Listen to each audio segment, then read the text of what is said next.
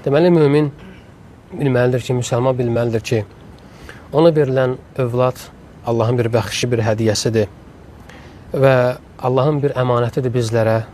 Ona görə insan çalışma o əmanəti haqqı ilə qorusun və onu, övladlarını gözəl tərbiyə üzərinə tərbiyə eləsin. Əgər valideynlər Allahın əmr etdiyi kimi övladların haqqını verərlərsə, onlar üçün Allah yanında böyük mükafat bir savab yazılar.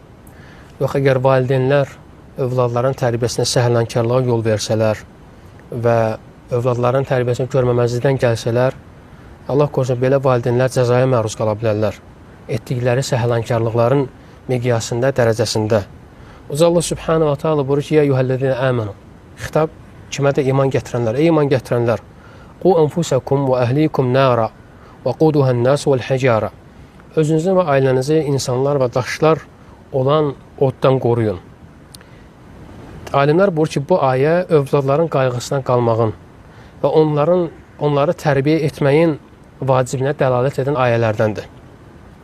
Əli radiyallahu anhu buyurur ki, bu ayə barəsində, bu ayəni belə təfsir edir.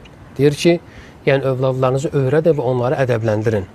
Allah deyəndə ki, özünüzü və ailənizi yanacağı insanlardan və daşlardan olan cəhənnəm ateşindən qoruyun. Əli radiyallahu anh buyurur ki, yəni övladlarınızı öyrədin və onları ədəbləndirin. Allah Resulullah sallallahu aleyhi ve sellemində bir çox hədislər var ki, insan əlinin altında olanlardan diqqətli olmalıdır.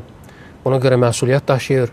Peyğəmbər sallallahu aleyhi ve sellem buyurur ki, hər bir kəs məsuliyyət sahibidir və hər biriniz də öhdəliyinizdə olanlardan sorumlusunuz. Yəni, sorumlusunuz kəlməsi insanı nəyi xatırladır? Yəni, qiyamət ki, insan Allahın qabağında duracaq və bu əmanətlərdən qiyamət günü soruşulacaq.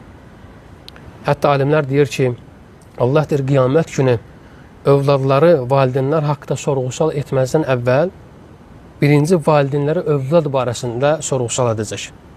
Yəni, onlar övladlarına hansı tərbiyəni verdilər, onlar övladlarını nəyə öyrətdilər və nə üzərində onları böyütdülər. Deməli, əziz qardaşlar, insan bilməlidir ki, qiyamət günü əlinin altında olanlardan soruşulacaq və həmçinin onlardan biri də onun övladlarıdır.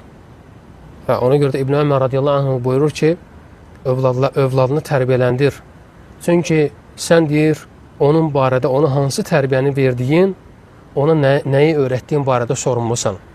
Sən ona hansı tərbiyəni vermirsən və həmçində ona nəyə öyrətmirsən, qiyamət günü bundan soruşulacaqsan. O isə, övlad isə sənə yaxşılıq etməsi, sənə itaət göstərməsi barəsində sorumludur.